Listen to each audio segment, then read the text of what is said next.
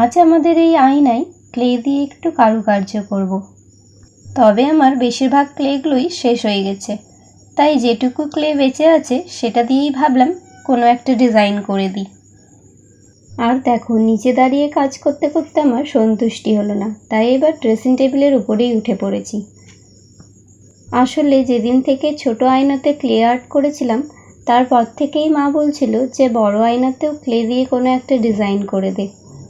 তাই আজ মায়ের কথা মতোই আয়না সাজাতে বসলাম।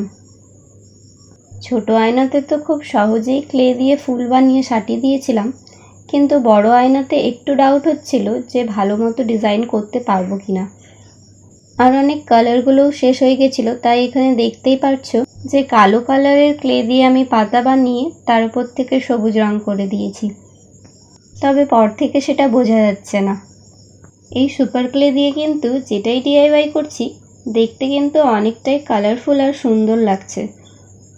আর আমাদের আয়নাটা যেহেতু খুব একটা চওড়া না, তাই বেশি কিছু ডিজাইন করিনি, ডিজাইনটা একটু হালকা ফুলকাই রেখেছি। এমনিতেই আমি আয়না দেখতে একটু বেশি পছন্দ করি, আর এবার তো মনে হচ্ছে আমি আয়নার সামনে থেকে সরবই না। তো তোমাদের কেমন লেগেছে কমেন্টে অবশ্যই জানিও। দেখা হবে তোমাদের সাথে অন্য কোনো ভিডিওতে। তোমরা সবাই খুব ভালো থেকো। Bye bye.